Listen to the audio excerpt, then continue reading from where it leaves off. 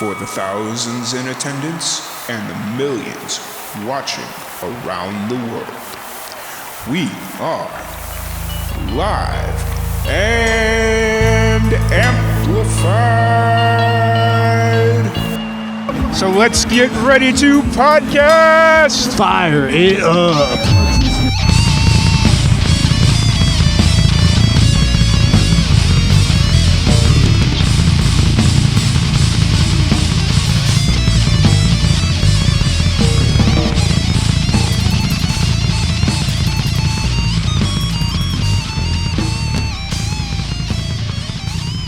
Welcome, everybody, to another live and amplified Livecast. I'm your host, Tom Quiet, and we are back at it again with another amazing podcast. Today, we have a very special guest. We have Phillip Michael Parsons. How's it going today, man?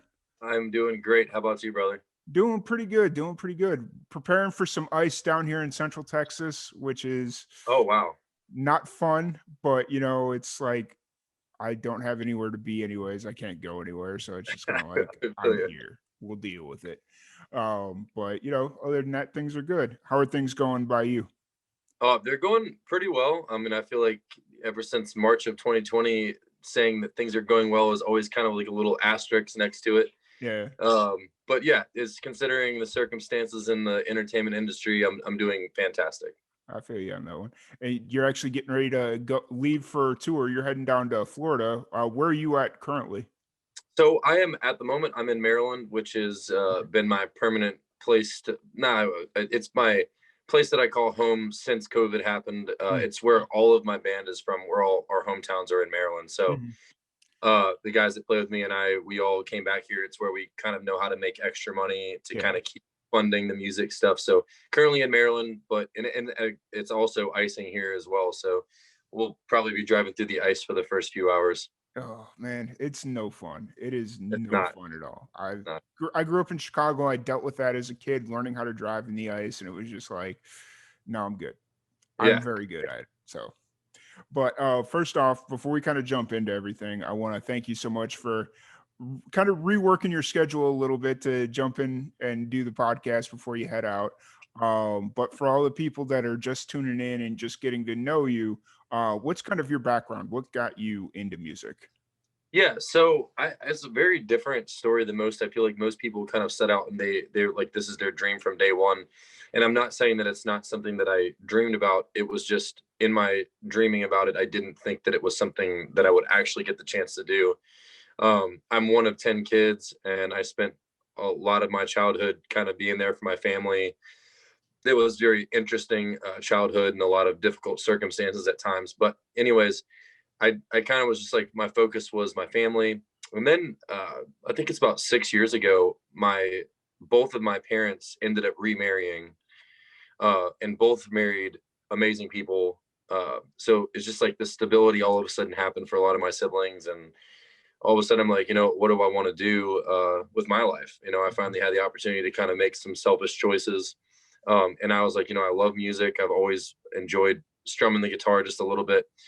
So I started playing, you know, some of my favorite songs. And then I just like, what if I could play a show? So I played an acoustic show, and I just like felt this absolute like rush of adrenaline the first time that I ever strummed the chord and sang in public. And I just realized that like entertaining was my favorite thing that I'd ever done in my life. And then I started writing some music, and I put out my first album, and that ended up going to number 33 on the country charts. And I was like, you know, I was also working for the government at the time. So I decided to leave the government and pursue music like 3.5 years ago. Okay. Well, when you were first like experimenting with playing and starting to learn, what were some of the songs that you were playing? Well, the first song that I ever posted was actually, I think it was first song I ever sang that was like, you know, in a public situation online was I think it was I Drive Your Truck by Lee Brice. So it was a country song. But I think that was the first one. When I actually met Lee Brice, I told him that, and I don't think he cared. Yeah, that's funny. But so from there, you just kind of started playing cover songs, and then at what point did you kind of decide you wanted to start writing and making your own? So one night my brother and I sat down, my brother David and I sat down, and we wrote a song, Mm-hmm. and I posted it, and it was, doing fairly well on social media, like, fairly good reaction. And Yeah. one of the local musicians in Southern Maryland, who actually is very successful in the music industry now, his name's Sam Grove, but he messaged me and he said, "Hey, we're having a songwriters round Mm-hmm. that we're hosting in Maryland, in my Yeah. hometown. We're both from the same hometown, and he's like, we want you to play." He's like, "But you have to have 4 songs." And I was like, "Well, I've only written like kind of one song." Yeah. It was like a 50% of one song that I had posted. And so he's like, "Well, you better get writing," and Yeah. basically hung up the phone. He's like, "Because you're coming." And so I was like, "Okay." So I basically, for like, because that was like a week away, it was like Yeah. maybe 8 days away. So I just like locked myself in my house and I wrote a bunch of songs in that amount of time, and extremely nervously performed them. But those songs ended up being the ones that I put on my first album, Okay. which ended up being the ones that went into the top 40 on the country charts. So, Oh well, I was gonna ask how of those 4 songs that you originally wrote, how many you still play, but they were on your album, so it's all well, good. so that album's actually been taken down now. Okay. Uh, yeah, I took that album down, and I don't play any of those songs anymore. But I enjoyed it at the time. But I Yeah. feel like obviously they were the first 4 songs I wrote. I would hope that my songwriting skills have at least improved somewhat since then. And Mm-hmm. I wasn't too happy with the production, so I decided to take it down. So we actually don't play any more of those songs, but Okay. there's still some places that we play that people request those songs. And you can still kind of pull them out of your back pocket if you need to. I've kind of tried, but it's Okay. usually a disaster. I got you. I feel you. But so you just released your most recent single. Would have been last Friday? Yeah, last Friday. I'm Yep. sitting here like, when was the 5th? I don't even know what 5 days ago it was. Yeah. So Yeah. you released "Bad Girl." What's kind of the story behind that song? So that song is actually the first song that I ever put out that I did not write. Okay. And the reason that I liked it so much, well, number one, uh, the guy that I was telling you about, Sam Grow, the one that initially got me into writing music, um, he's the one that wrote the song. But there was the only song that I've ever heard that I was like, you know what, I would feel comfortable cutting this, not having written it, just because it like literally fit my exact ideal situation of what I would define as the perfect woman. Someone Hmm. that like you could take home to your mom, like that. You could be sitting there in church and people think that she's like super innocent, but like behind closed doors, she flips a switch. And so that's kind of always been like, something that. So when I heard that song, I was like, dude, if you are not going to cut that, I would love to do Yeah. that. So that's kind of, but I actually put the song out 3 years ago on Apple Music and iTunes. Hmm. Um, but I re-released it as a single this time instead of putting it on an album. And this time it was released everywhere Hmm. across all platforms. So it's a little bit of a re-release. In a way, I wanted to get it on Spotify, but I have so much new stuff coming out this year Yeah. that it was kind of like the initial thing to get the ball rolling Yeah. for a lot of music this year. Yeah, because like I mean, I think regardless of what 2021 has in store for any musician, I think there's just going to be a lot of new music in general because there's been so many musicians that have been trying to time their releases for, oh well, maybe we'll get back out during the summer of 2021. So everybody's like Yep, trying to time their releases for something, but at some point you just got to release it. It's I, like you, I you got agree. to release this stuff. You can't, you spend thousands of dollars in the studio and you can't just have it sitting on your computer.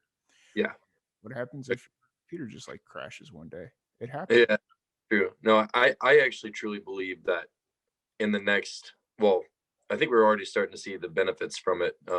But in the next year, Hmm. you're gonna see a probably the best songs overall that Right. we've heard in a long time, just because people have had more time to write Yep. than normal. Yep. And I feel like there's a lot of people that are like really in touch with a lot of like deep emotions right now. And Mhm. I think that we're about to see the best of country music and probably the best of all Yeah. genres. But like Also, yeah. obviously country artists, I think we're about to see like a wave of some really, really good music. Yeah. I made a couple of predictions back during the summer that through this year, I because last year I said next year, but this year we're going to see somebody come way out of left field with that hit single. Yeah. We're going to see somebody write that iconic song that kind of defines this generation.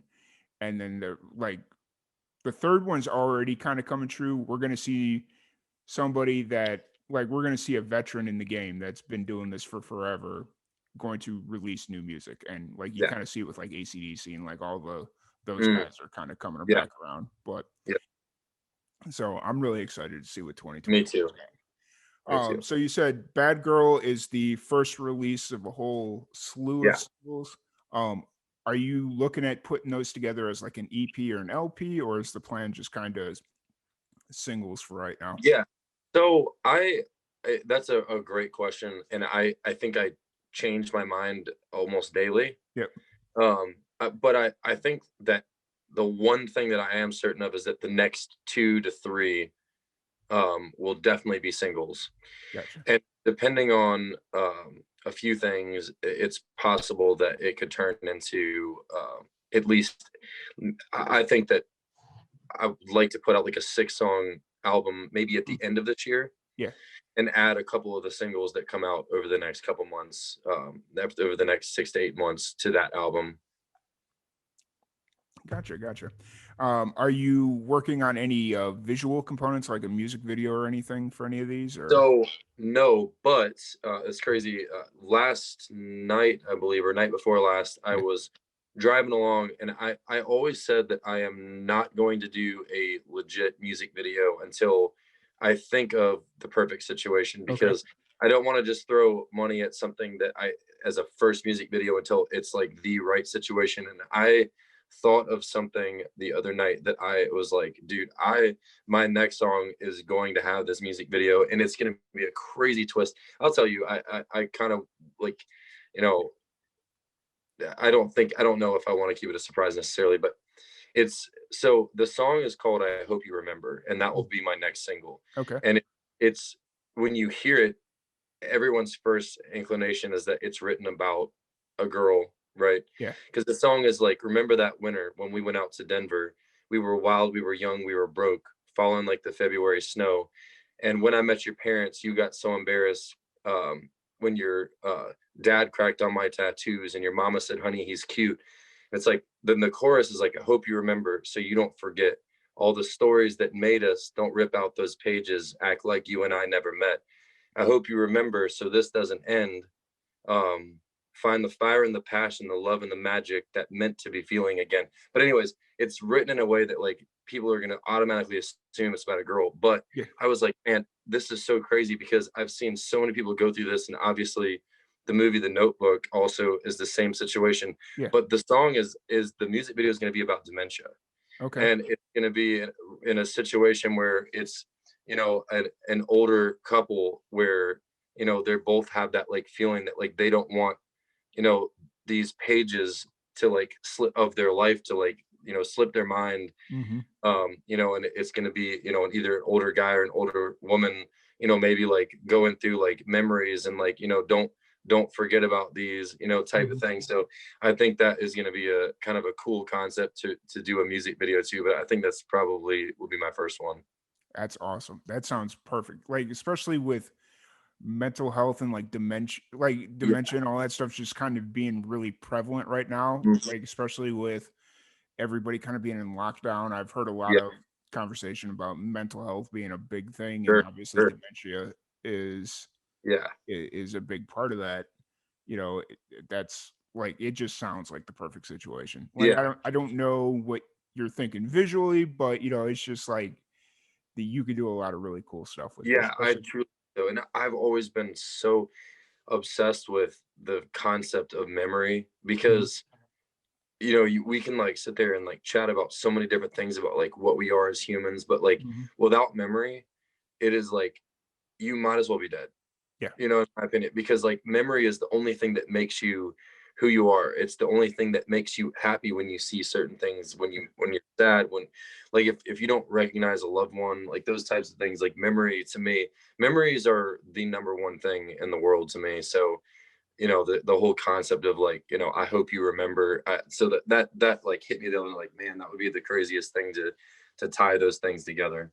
Yeah, I got you. That sounds really cool visually, and hopefully you'll get it out and make it happen. Like, Yeah. but like we had talked about at the beginning of the podcast, you are getting ready to go back out on the road and actually play live shows in person, Yes, sir. which is rare. That, well, not so much rare in Texas because Texas Yeah. is kind of its own thing. But Yeah. how long are you going? You're going on the road for a pretty good amount of time, right? You got like 3 or 4 days in Florida, and Yeah. So we just got back from Alabama, like, I don't know, 48 hours ago, basically. oh wow, We were just home for a couple days and heading back out now. But Alabama was pretty wide open as mm, well, and I know it's a sensitive topic to a yeah, lot of people, but I've been booking a lot of shows in the Southeast just because I mean I get I get a lot of hate mail, hmm at times on social media, but a lot of people don't realize that, like, when they're like, "Oh, I can't believe you hold a concert." I'm like, to me, it's the same thing as getting mad at the person that works in the checkout line at Lowe's or Home Depot, yeah, or like, that is their job. And even though, or like getting mad at a server that's serving food, like, that's their job, and their job, unfortunately, it requires being around other people. hmm And there's so many people that are like servers and bartenders and entertainers that are struggling. So yeah, I can't ever apologize for making sure that my team is eating and has a place to live. So to me, it's hard to, I know it's a sensitive topic, but I'm always excited to play in the Southeast because the restrictions are fairly non-existent. yeah. It's I've seen there's a lot of people from it's weird because there's a lot of people from New York going down to Florida, and like the East Coast, like the upper East Coast are coming down to Florida.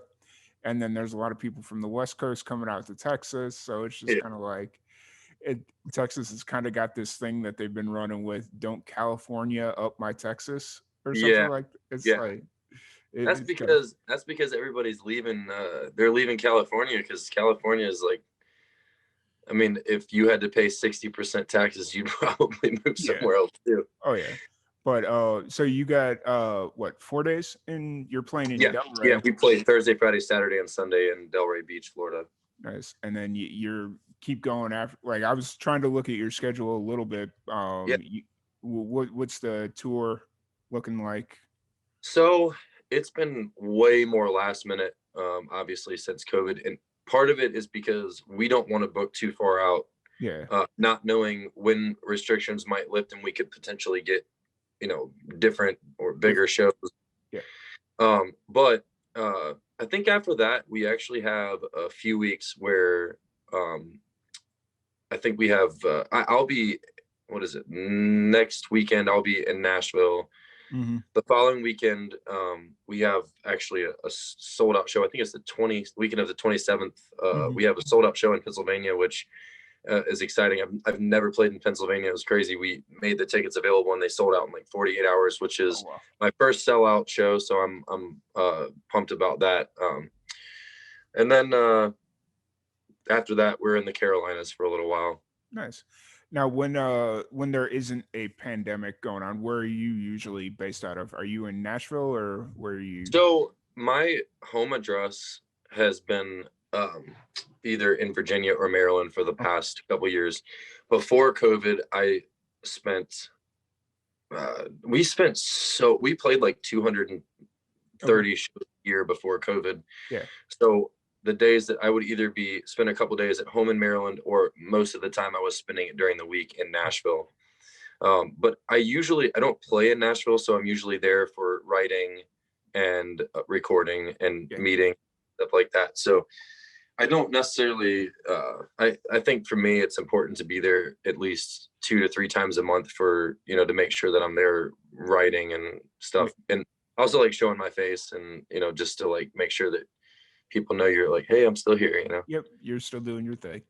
Yeah. So you played over 200. You normally play over 200 shows Oh traveling. yeah. Is it all Yeah. pretty much domestic U.S. shows, or do you get out and travel internationally and all that? I've never played internationally. I think that at this point, um, it would have to be a pretty large budget that the Yeah. place can pay. Um, you know, because we'd have to fly our equipment, or they'd have to provide it. And Yeah. it's pretty big. I know there's a place in, I think it's Belize, that I would, that I have talked to Mm-hmm. possibly playing there, but it would be like an acoustic duo or something like that. But yeah, it's pretty strictly in, or has been strictly in the US. Yeah. I know Australia's got a pretty interesting Yeah. music scene building out there, and Hmm. you know, Yep. it's one of those conversations where it's like Australian acts and people from the UK, musicians from the UK, musicians from Australia want to come here to play. And then it's like you talk to a lot of musicians here. It's like, no, I want to travel international. I want to see what it's, so it's just kind of always Yeah, that perspective of success, I guess, is for what sure, for sure. It uh, definitely changes uh, people's. yeah. So outside of music, what's your thing? What do you do outside of music to kind of escape from everyday life?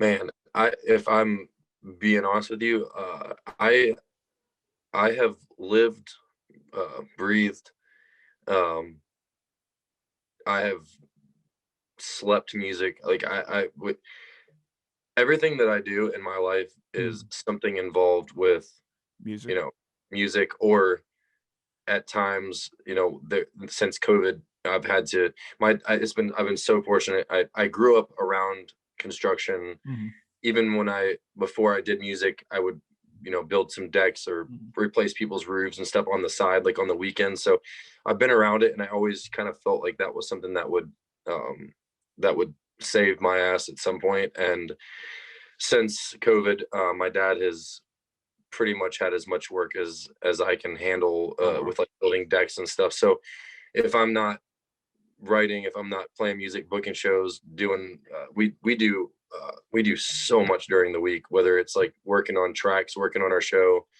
booking stuff. It's just, it's, I mean, we run a business, but on top of that, if I'm not doing that, I'm trying to make money to continue to fund, Mm, these tours and trips, since, obviously, since COVID, you know, I think we did when we looked at my taxes for 2020, it was like a quarter of what we made in 2019. oh, wow. So Yeah, yeah, I got you. But yeah. I don't I don't wanna keep you too much longer. I wanna let you get out on the road so you can get to Delray. You guys are crazy like I am. You guys like driving at night. I can tell it.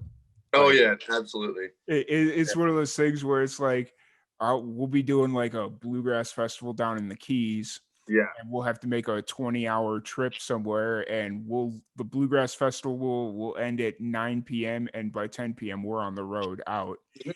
And my mom calls me, she's like, "You guys are crazy because you just got done working 16 hours plus you're gonna drive 20 hours." It's like, we got things to do. We don't have time for all Yeah, this. So absolutely. I know it's cliche, but one of my favorite things to listen to is, oh geez, I'm drawing a blank now. Um, Harvey, is it Steve Harvey? Yeah, yeah, Steve Harvey, where yeah. he's like, successful people don't sleep. And you know, my thing is that, like, obviously you have to sleep some, Yeah. and my voice needs some sleep sometimes, but like, you know, sometimes it's just like, if you're going to be successful, you might have a show in St. Louis one night and Maryland the next, which we've done many times, and Mhm. left at 3 in the morning from St. Louis, lost an hour in time change, got into Maryland, you know, an hour before we were supposed to be on stage, and somehow pulled it off, you know. And so, and that was all driving in a vehicle. At the time, we only had I had my truck, because Mhm. my van had, like, this is a couple years ago, my van was, before our newer van. But anyways, there's times that you just got to do what you got to do. And Yeah. I personally think that's like the difference between people that make it and don't, you know, like, take every opportunity when you can, and until you can finally be selective about it. Yep, absolutely. That's perfect way to word it. Yeah. But where could everybody find you online if are Yeah. tickets still available for the Florida shows, all that fun stuff. So every show this weekend is free, Okay. which is exciting. So those are free. People can find me. I'll make it easy. It is literally Phillip Michael Parsons on every social media, Hmm. and my website is PM Parsons. So it stands for Phillip Michael Parsons. Hmm. So it's just PM Parsons. So everything else, if you look at Phillip Michael Parsons, or even if you Google Phillip Michael Parsons, my website pops up. So It's the same with YouTube, TikTok, Facebook, Instagram, Twitter, although I don't use Twitter too often, Yeah. but I'm starting to realize that not a lot of musicians use Twitter, but yeah, the like ones it's that just do, they're so good at it. But I'm a very like visual yeah. person, and I don't know. It's just hard for me to like wrap my mind around it. And I don't feel passionate about it, so it's hard to utilize it as much as I probably should. Yeah, absolutely. I have mine so automated. Like anytime I post something on Facebook or Yeah, Instagram, it just goes to Twitter. It's like, that's yeah. smart. So, but it is what it is. But I Yeah, want to thank you so much for giving us the time to sit down and chat here a little bit. Safe travels. Have a good slew of shows this weekend, and thank you everybody for tuning in. We will catch you guys yeah. later. Thank you so much, Tom. I really appreciate it, brother. We are good. All right.